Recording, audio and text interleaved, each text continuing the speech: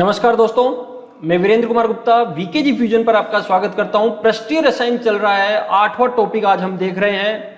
Colloid हमने शुरू कर दिया था और कोलॉइड में सबसे पहले हमने कोलॉइड का एक सामान्य जानकारी, एक जनरल इंट्रोडक्शन कोलॉइड का किया था। अब हम आज दो टॉपिक पढ़ेंगे। एक तो कणों के आकार के आधार पर विलयन का वर्गीकरण कैसे करते हैं और दूसरा कणों की भौतिक अवस्था के आधार पर कोलॉइड विलयन का वर्गीकरण कैसे करते हैं। एक विलयन का वर्गीकरण है नॉर्मल और एक कोलॉइड विलयन का वर्गीकरण है। सबसे पहले हम विलयनों का वर्गीकरण पढ़ते हैं।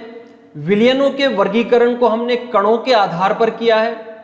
कणों की साइज क्या है, छोटे, मोटे और बहुत मोटे, तीन भागों में बांट दिया है और इसी आधार पर वर्गीकरण करके हमने एक वास्तविक विलयन, एक निलंबन और एक कोलॉइड विलयन में, इन तीन भागों में विलयनों को अपन ने क्लासिफाई किया है। सबसे पहले ट्रू सॉल्यूशन या वास्तविक विलयन की हम बात करते हैं। ट्रू यानी वास्तविक। वास्तविक सॉल्यूशन क्या होते हैं? जिसमें विलेय और विलायक समांगी मिश्रण, विलेय और विलायक का समांगी मिश्रण यदि होता है तो उसे वास्तविक विलयन कहा जाता है। और इसमें विलायक नहीं, विलेय के कण समान रूप से विस्तृत रहते हैं, फैले हुए रहते हैं, ये वास्तविक विलयन कहलाता है। जैसे हम पानी में शक्कर का विलयन तैयार करते हैं तो वास्तविक विलयन की कैटेगरी में आएगा। पानी में यदि हम नमक घोलते हैं तो वो भी वास्तविक विलयन की कैटेगरी में आएगा। यानी आपको पता हो तो थॉमस ग्राम ने बताया था कि ये जब चर्म पत्र या चर्म पत्र झिल्ली से इनको पास करवाया जाता है तो ये उसके आर पार निकल जाते हैं, वो वास्तविक विलयन होते हैं। बात करते हैं निलंबन की। निलंबन का मतलब हम इसको अवक्षेप भी बोल सकते हैं, यानी कणों का साइज बहुत बड़ा होता है और वो धीरे धीरे नीचे की तरफ सेटल डाउन हो जाते हैं। जब विलयन में विलेय के कणों का आकार 1000 नैनोमीटर से अधिक होता है, ध्यान रखना, 1000 नैनोमीटर से अधिक यदि आकार होता है तो वह निलंबन कहलाता है। और इस निलंबन को हम नग्न आंखों से भी देख सकते हैं, नग्न आंखों से भी देख सकते हैं। सूक्ष्मदर्शी की सहायता से तो देख ही सकते हैं, लेकिन नग्न आंखों से भी इनको देखा जा सकता है। लेकिन गुरुत्वाकर्षण बल इनके ऊपर प्रभावी होता है और इस गुरुत्वाकर्षण बल के कारण धीरे धीरे ये पेंदे में बैठ जाते हैं, ये होते हैं निलंबन। और तीसरा और सबसे महत्वपूर्ण जो इस चैप्टर कोलॉइड विलयन सबसे महत्वपूर्ण है, ये इसी पर आधारित पूरा पाठ है हमारा। विषमांगी विलयन ये होता है, इसमें कणों का आकार 10⁻⁻5 न बोल करके हम बोलेंगे 10⁻⁻4 सेंटीमीटर से 10⁻⁻7 सेंटीमीटर तक होता है। अर्थात 1000 नैनोमीटर से 1 नैनोमीटर के बीच की साइज के कोलॉइडी कण होते हैं। तो इस साइज के जो भी कण होंगे उन कणों को हम कोलॉइडी कण कहेंगे और उस विलयन को कोलॉइडी विलयन कहा जाता है। लेकिन इस विलयन में कणों को नग्न आंखों से हम नहीं देख सकते हैं, लेकिन सूक्ष्मदर्शी की सहायता से हम जरूर इनको देख सकते हैं। यदि फिल्टर पेपर से इनको गुजारा जाए तो ये आराम से आर पार निकल जाते हैं। लेकिन जांतव झिल्ली या हम बोले कि चर्म पत्र झिल्ली से ये गुजर नहीं पाते हैं। जैसा कि अपन ने पढ़ा था कोलॉइड में, वही चीज यहां पर होती है। तो कुल मिला के विलयन 3 प्रकार के हो गए हैं। वास्तविक विलयन जिनका कणों का आकार 1 नैनोमीटर से भी कम होता है, 1 नैनोमीटर से भी कम आकार के कण यदि किसी विलयन में है तो वास्तविक विलयन, 1000 नैनोमीटर से बड़े आकार के कण किसी विलयन में है तो वो निलंबन, और 1 से लेकर के और 1000 नैनोमीटर के आकार के कण हैं तो वो कोलॉइडी विलयन कहलाते हैं। तीनों में एक बार हम अंतर और डिटेल में कर लेते हैं। तो सबसे पहले हम बात करते हैं इनकी प्रकृति की।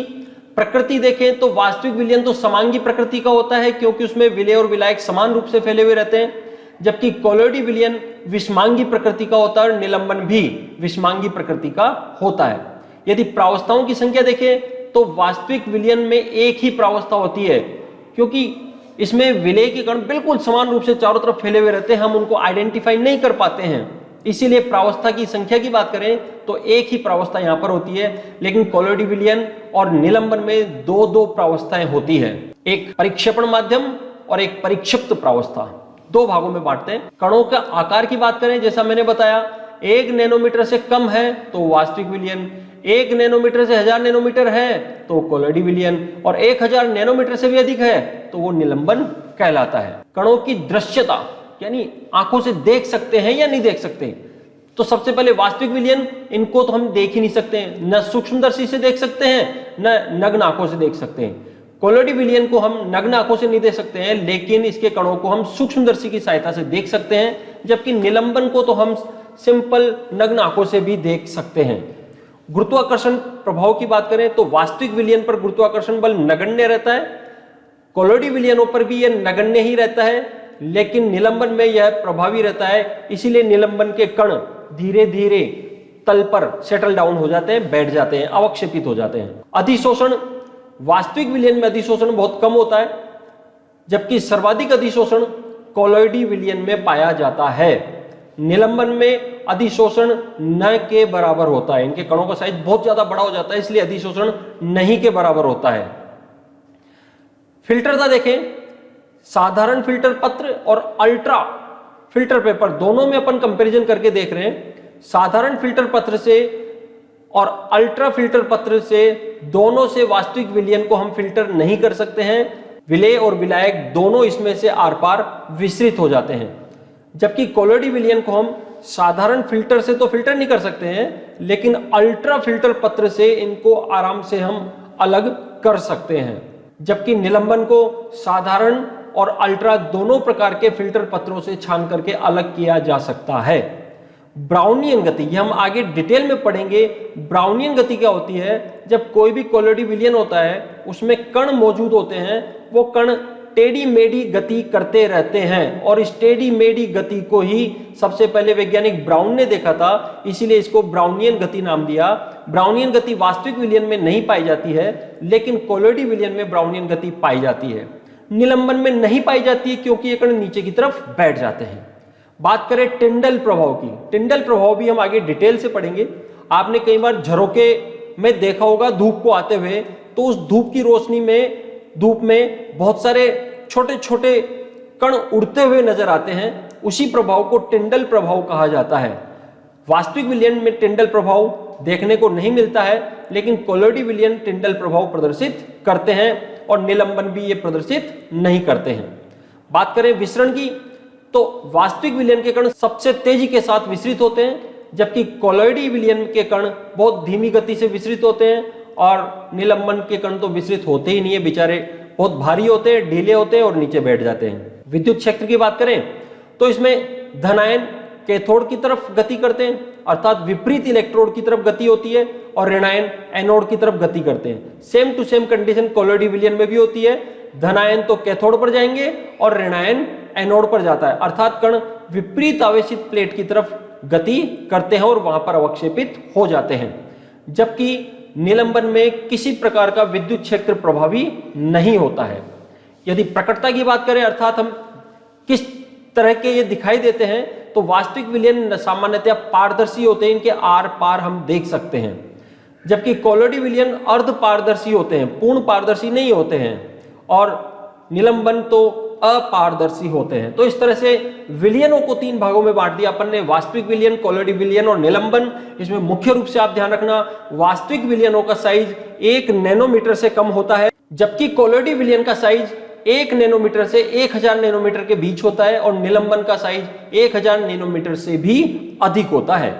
हम आगे चलते हैं और अब बात करते हैं कोलोइडी विलयनों का वर्गीकरण। अभी तो हमने सिर्फ वर्गीकरण देखा था विलयनों का, जिसमें कोलोइडी विलयन भी एक था।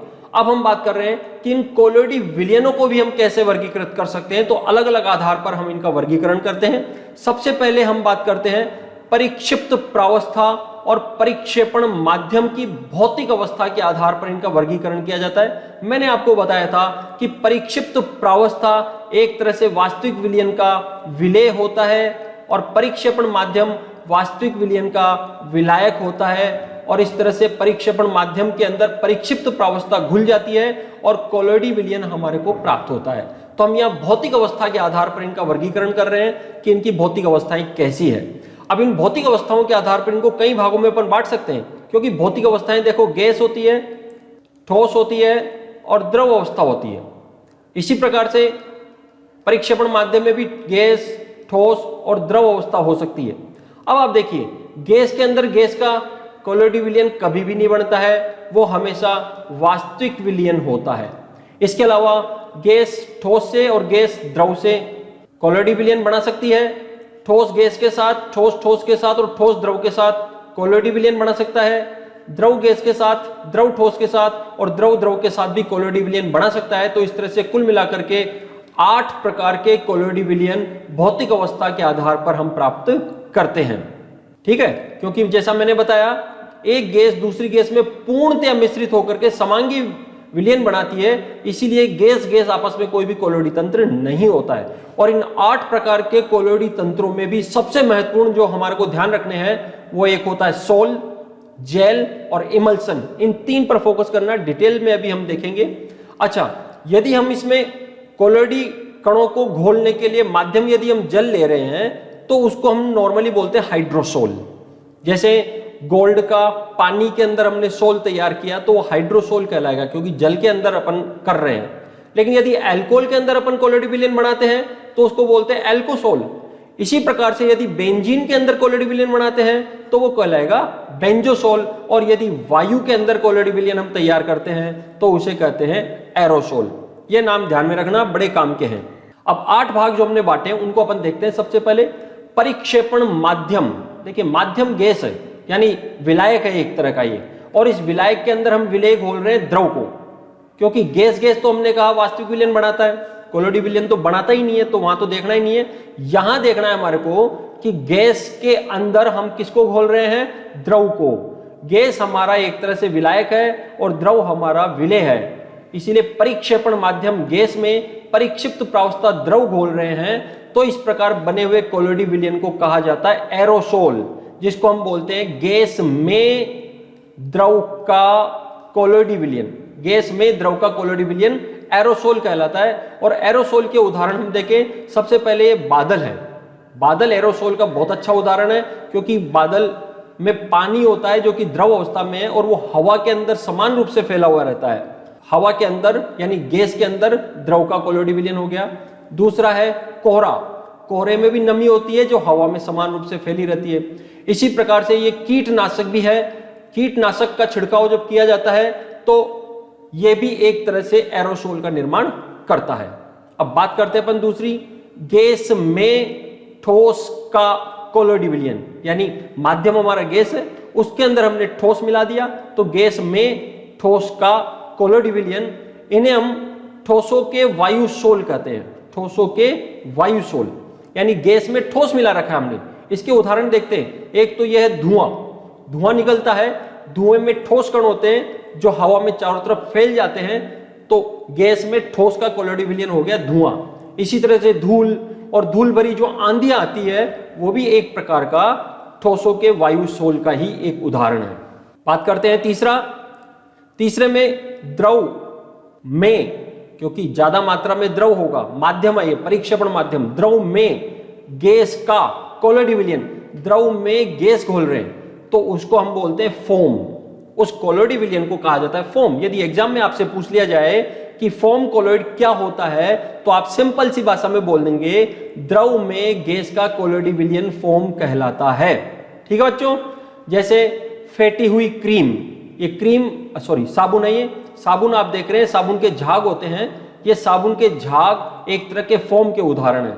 इसी तरह से ये फेटी हुई क्रीम, दूध से क्रीम निकाली जाती है, वो क्रीम भी फोम का ही एक उदाहरण है। और इसी तरह से सोडा वाटर जो हम पीते हैं, कोल्ड ड्रिंक्स पीते हैं, वह भी फोम का ही उदाहरण है, क्योंकि पानी के अंदर इसमें कार्बन डाइऑक्साइड गैस डाल दी जाती है, यानी द्रव के अंदर गैस का कोलोइड विलयन होते हैं सारे के सारे। इसीलिए ये सारे फोम के उदाहरण हैं। बात करते हैं द्रव में द्रव का कोलोइड विलयन, यानी दोनों ही द्रव है।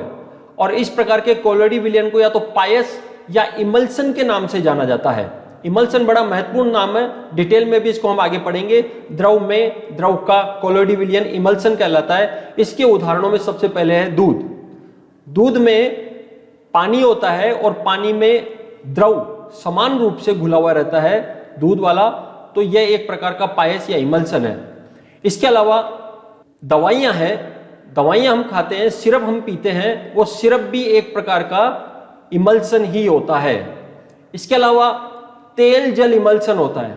आप देखिए नॉर्मली जब तेल को पानी में मिलाते हैं तो विलयन हमारे को नहीं बनता है, तेल अलग रह जाता है, पानी अलग रह जाता है। लेकिन जब इसमें थोड़ा सा हम सर्फ मिला देते हैं और जोरदार हिलाते हैं तो हमारे को इमल्सन प्राप्त हो जाता है। पांचवा है द्रव में ठोस का। अब द्रव में ठोस का, द्रव में ठोस को घोल रहे हैं और उसको कहा जाता है सोल। वह कोलोइड जो द्रव में ठोस का विलयन होता है उसे सोल के नाम से जाना जाता है। और सोल के उदाहरण है पेंट, ये रंग है, अलग अलग पेंट एक सोल का उदाहरण है। द्रव के अंदर ठोस के कण मिलाकर के और ये सोल तैयार किया जाता है। इसके अलावा ये दलदल, पानी के अंदर मिट्टी वगैरह इसमें समान रूप से घुली हुई रहती है तो ये दलदल भी एक सोल का उदाहरण है। इसके अलावा गोल्ड सोल है, ये गोल्ड सोल यहां पर है जिसमें पानी के अंदर गोल्ड का एक कोलोइड विलयन बना हुआ है जिसको गोल्ड सोल कहा जाता है। यह भी एक प्रकार का सोल होता है। अब बात करते हैं ठोस विलयनों की, ठोस कोलोइड विलयनों की, जिसमें ठोस में गैस को घोला जा रहा है। ज्यादा मात्रा में ठोस है, कम मात्रा में गैस है, ठोस में गैस को घोलते हैं तो उस कोलोइड विलयन को कहा जाता है ठोस फोम या ठोस झाग। और इसके उदाहरण है सूखे समुद्री झाग, समुद्र के किनारों पर इस तरह के सूखे झाग हमारे को दिखाई देते हैं। इसी प्रकार से बड़ा प्यारा सा बर्थडे केक, यह भी एक ठोस झाग का उदाहरण है क्योंकि ठोस में गैस भर दी जाती है इसीलिए इतना ज्यादा हल्का होता है ये। इसके अलावा रबड़, आप देखिए ये रबड़ का पेड़ है और इस रबड़ के पेड़ में चीरा लगा करके और यहां से रबड़ निकाला जा रहा है।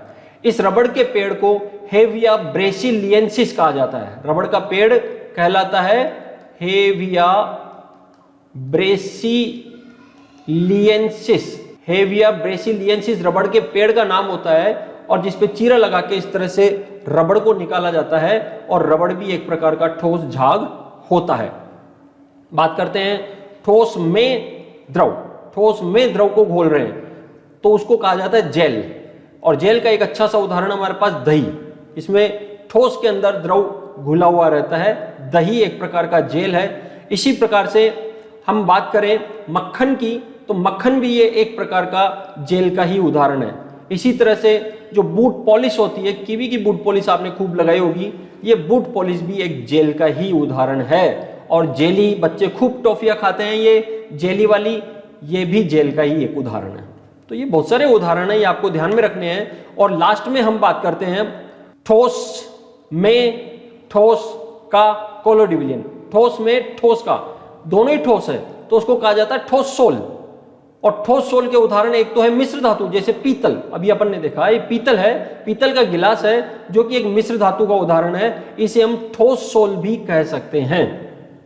इसके अलावा विभिन्न प्रकार के जो खनिज होते हैं, रंग बिरंगे खनिज होते हैं, ये भी ठोस सोल के उदाहरण है। रंगीन कलर का कांच आप देखते हैं घरों में, ये रंगीन कलर के कांच भी ठोस सोल के उदाहरण है। और रूबी आपने देखी होगी, ये पत्थर होता है और ये रूबी, और इसी तरह से रत्न विभिन्न प्रकार के, ये सारे के सारे ठोस सोल के उदाहरण होते हैं। तो उम्मीद करता हूं आपको यह पाठ समझने में आया होगा। हमारे साथ इसी तरह से बने रहिए, चैनल को सब्सक्राइब कीजिए, लाइक कीजिए और शेयर कीजिए। Thank you.